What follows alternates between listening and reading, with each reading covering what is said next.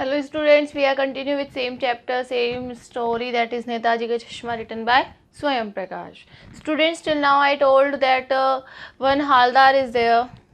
जिस कस्बे से गुजरता है उस कस्बे की बात की गई कि वहाँ पे क्या क्या था. जस्ट फॉर एग्जांपल स्वयं प्रकाश जी टोल्ड दैट जिस कस्बे की बात की गई है उसमें एक नगर पालिका थी, एक बॉयज़ स्कूल था, एक गर्ल्स स्कूल थी, 2 ओपन एयर सिनेमा घर थे, एक छोटा सा सीमेंट का कारखाना था और वहीं पे एक मूर्ति लगाई गई थी. उसी के जो मेन चौराहे पर एक मूर्ति लगाई गई थी और वो मूर्ति क्या थी? संगमरमर की थी. और उस मूर्ति को बनाने वाले कौन थे? उस मूर्ति को बनाने वाले वही इकलौते हाई स्कूल के इकलौते ड्राइंग मास्टर. कौन थे वो? ड्राइंग मास्टर थे master Motilal. Drawing master Motilal. उन्हीं ने वो मूर्ति बनाई और उसमें वो मूर्ति कैसी थी? मूर्ति संगमरमर की थी. मूर्ति कैसी थी? संगमरमर की. उस मूर्ति की ऊंचाई कितनी बताई गई? उस मूर्ति की ऊंचाई करीब 2 फुट बताई गई. और मूर्ति कैसी थी? मूर्ति बस्ट मीन्स छाती तक की, टोपी की नोक से छाती तक की.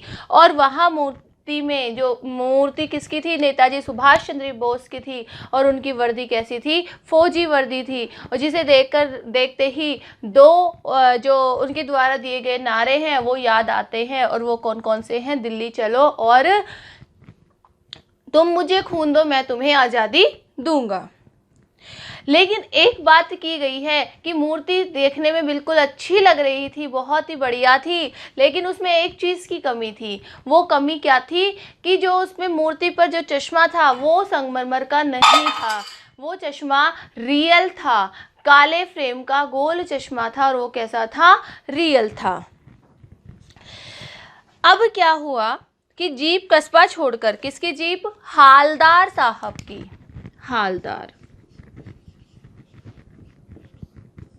हालदार साहब उस चौराहे पर क्यों रुकते थे?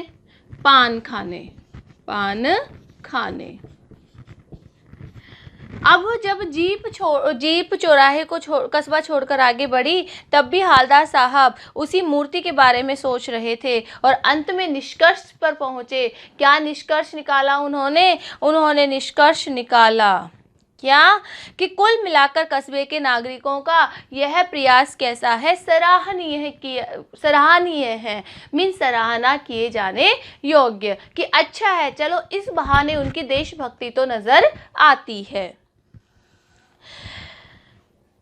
महत्व मूर्ति के रंग रूप या कद का नहीं होता है, उस भावना का है. वरना तो देशभक्ति भी आजकल मजाक की चीज होती जा रही है. दूसरी बार जब हालदार साहब उधर से गुजरे, किधर से? वही कस्बे के मेन चौराहे से, तो मूर्ति में कुछ अंतर दिखाई दिया. What was the difference? अब अंतर क्या था? ध्यान से देखा तो पाया कि अब चश्मा दूसरा है. पहला चश्मा कैसा था? काला फ्रेम था, चश्मे का काला फ्रेम था. अब वो काला फ्रेम नहीं है, वहाँ क्या है? बदलाव है. और वो बदलाव क्या है? चश्मा दूसरा है. अब कैसा है चश्मा? मोटे फ्रेम वाला चौकोर चश्मा. क्या बदलाव आ गया वहाँ पे? मोटे, उस काले फ्रेम की जगह मोटे फ्रेम वाला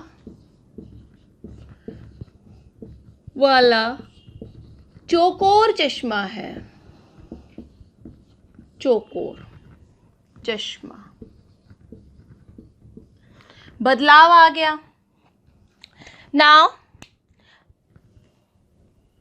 पहले ऐसा था और अब वापस देखे तो अब क्या है? अब तार वाला चश्मा है. कभी कैसा चश्मा और कभी कैसा चश्मा. मूर्ति, कपड़े. हालदार साहब का कौतुक और बढ़ा. कौतुक क्या बढ़ा? कि चलो ठीक है, मूर्ति अपने वर्दी को नहीं बदल सकती है, अपनी यूनिफॉर्म को नहीं बदल सकती है. अच्छा है, कम से कम मूर्ति क्या बदल सकती है? चश्मे ही बदल सकती है. वाह भाई, क्या आइडिया है. मूर्ति कपड़े नहीं बदल सकती लेकिन चश्मा तो बदला ही जा सकता है. तीसरी बार फिर नया चश्मा. हालदार साहब की आदत पड़ गई। क्या आदत पड़ गई? कि जब कभी भी इस कस्बे से गुजरना था तो वो मेन चौराहे पर रुकते और पान वाले से पान खाते और सीधी नज़रें कहाँ पे जाती? उनकी मूर्ति पर जाती। Now he was habitual. गुजरते समय चौराहे पर रुकना, पान खाना, मूर्ति को ध्यान से देखना। एक बार जब कौतूहल दुर्दमनीय हो गया, दुर्दमनीय, न दबाने जाने योग्य, न दबाने योग्य,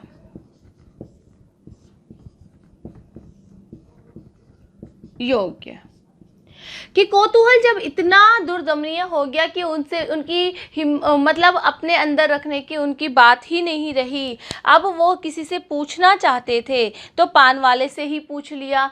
क्या पूछा? क्यों भाई, क्या बात है? ये तुम्हारे नेताजी हर बार चश्मा कैसे बदल लेते हैं? पान वाले ने खुद के मुंह में पान ठूसा था। ठूसना मीन्स मुंह पान से भरा था। वह एक काला मोटा खुश मिजाज आदमी था। कौन? पान वाला। So this one thing you will learn same as it is, क्योंकि जो अगर पान वाले का रेखा चित्र क्वेश्चन में आता है, वो एग्जाम में पूछा जाता है कि पान वाले का रेखा चित्र लिखिए, तो आपको सेम ही लिखना होगा। You will write same as it is whatever given in your chapter. पान वाले ने खुद के मुंह में पान ठूसा हुआ था। वह एक काला मोटा और खुश मिजाज आदमी था। हालदार साहब का प्रश्न सुनकर वह आंखों ही आंखों में हंसा, क्योंकि मुंह से नहीं हंस सकता था, उसके मुंह में पान भरा था। उसकी तोंद थिरकी। पीछे घूमकर उसने दुकान के नीचे पान थूका और अपनी लाल काली बत्ती सी दिखाकर बोला, कैप्टन चश्मे वाला करता है। कि जो चश्मे चेंज करने का काम है वो किसके द्वारा किया जाता है? कैप्टन चश्मे वाले के द्वारा। कैप्टन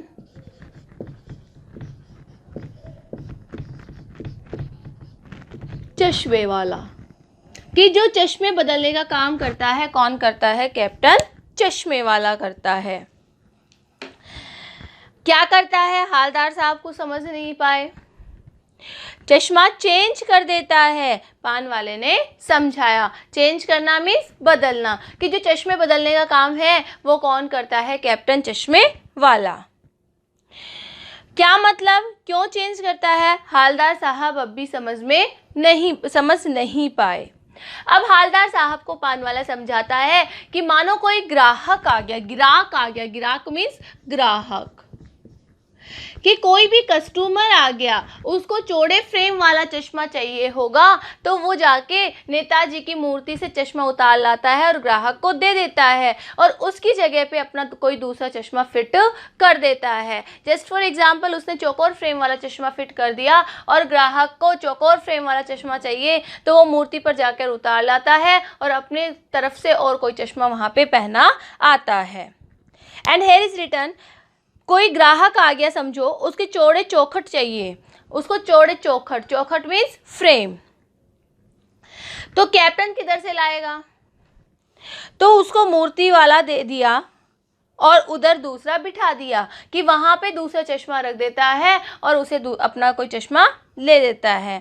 अब हालदार साहब को कुछ बात समझ में आई। हालदार साहब को क्या बात समझ में आई? कि कोई एक कैप्टन है, कैप्टन चश्मे वाला है, नेताजी की मूर्ति पर चश्मा नहीं था, तो वो क्या करता है? अपनी तरफ से कोई चश्मा उसे लगा देता है और अगर उसके कस्टमर को वैसा ही कोई चश्मा चाहिए होता है तो वो उसे अपना चश्मा, नेताजी की मूर्ति वाला चश्मा उतार कर दे देता है और अपनी दुकान से दूसरा कोई चश्मा वहाँ पे लगा देता है। शायद उसे अजीब लग रहा हो कि नेताजी को बिना चश्मे के देखना नहीं पड़ रहा होगा या बिना चश्मे के नेताजी नहीं देख पा रहे होंगे, इसलिए वह अपनी छोटी सी दुकान में उपलब्ध गिने चुने फ्रेमों में से एक नेताजी की मूर्ति पर फिट कर देता है। लेकिन जब कोई ग्राहक आता है और उसे वैसे ही फ्रेम की दरकार मीन्स आवश्यकता होती है, तो वो क्या करता है? उस चश्मे को वहाँ से हटाकर उसके लगा देता है। चश्मे वाला मूर्ति पर लगा फ्रेम संभवतः है नेताजी से क्षमा मांगते हुए लाकर ग्राहक को दे देता है और बाद में नेताजी को दूसरा कोई फ्रेम लौटा देता है। वाह भाई, क्या खूब आइडिया है। लेकिन भाई एक बात तो अभी भी समझ में नहीं आ रही। हालदार साहब ने पान वाले से फिर पूछा, नेताजी का ओरिजिनल चश्मा कहाँ है? ओरिजिनल मीन्स वास्तविक, असली वाला, कि वास्तव में नेताजी को जो चश्मा पहना हुआ होना चाहिए था, आखिर वो कहाँ है? कौन पूछता है? हालदार। किससे पूछते हैं? पान वाले से। अब पान वाले से हालदार साहब पूछते हैं कि आखिर नेताजी का वास्तविक चश्मा कहाँ है? तो फिर वो बताते हैं, पान वाला दूसरा पान मुंह में ठूस चुका था। दोपहर का समय था, दुकान पर भीड़ भाड़ अधिक नहीं थी। वह फिर आंखों में हंसा और उसकी तोंद वापस थिरकने लगी। मीन्स जब वो हंस रहा था तो उसकी तोंद हिल रही थी। कत्थे की डंडी को फेंक पीछे मुड़कर उसे नीचे पीक थूकी। पीक मीन्स मुंह में जो पान भरा था उसके थूक को थूका और मुस्कुराता हुआ बोला, मास्टर बनाना भूल गया। कि आखिर चश्मा जो वास्तविक चश्मा है वो कहाँ है? कि नेताजी की मूर्ति पर वास्तविक चश्मा है ही नहीं, वो बनाना ही भूल गया। पान वाले के लिए यह एक मजेदार बात थी, लेकिन हालदार साहब के लिए चकित और द्रवित कर देने वाली। यानी वह ठीक ही सोच रहे थे। मूर्ति के नीचे लिखा था मूर्तिकार मास्टर मोती लाल, और वाकई वह क्या थे? वह ड्राइंग अध्यापक थे और कस्बे में ही पढ़ाते थे। बेचारे ने महीने भर में मूर्ति बनाकर पटक देने का वादा किया होगा, बना भी ली होगी, लेकिन पत्थर के पारदर्शी आर पार चश्मा कैसे बनाया जाए, यह वो तय नहीं कर पाए होंगे या कोशिश की होगी और असफल रहा होगा। कि जो मूर्तिकार मास्टर मोतीलाल है, उन्होंने मूर्ति तो बना दी, लेकिन चश्मा कैसे बनाया जाता है ये शायद उन्हें पता नहीं होगा। या मे बी कि उन्होंने वो चश्मा बनाया होगा, लेकिन और उसमें बारीकी करना चाहते होंगे और सफाई से बनाना चाहते होंगे, इसलिए क्या हो गया होगा? चश्मा टूट गया होगा। या पत्थर का चश्मा अलग से बनाकर फिट किया गया होगा और वह निकल गया होगा। अब हालदार साहब कहते हैं, ओफो, ये तो बहुत बड़ी विपदा है, कितना सोचा जाए इसके बारे में उतना ही कम है। हालदार साहब को यह सब कुछ बड़ा विचित्र लग रहा था, अजीब लग रहा था, लेकिन कौतुक भरा भी लग रहा था। इन्हीं ख्यालों में खोए खोए पान के पैसे चुकाना पे करना, चश्मे वाले की देशभक्ति के समक्ष नतमस्तक होना, अपने सिर को झुकाना आदर के साथ। नतमस्तक, सिर को झुकाना। कैप्टन के प्रति नतमस्तक होते हुए वह जीप की तरफ चले, फिर रुके, पीछे मुड़े और पान वाले के पास जाकर पूछा, क्या कैप्टन चश्मे वाला नेताजी का साथी है या आज़ाद हिंद फौज का भूतपूर्व सिपाही, भूतपूर्व रिटायर्ड? क्या आज़ाद हिंद फौज का रिटायर्ड सिपाही है कैप्टन चश्मे वाला, या फिर नेताजी का कोई साथी है?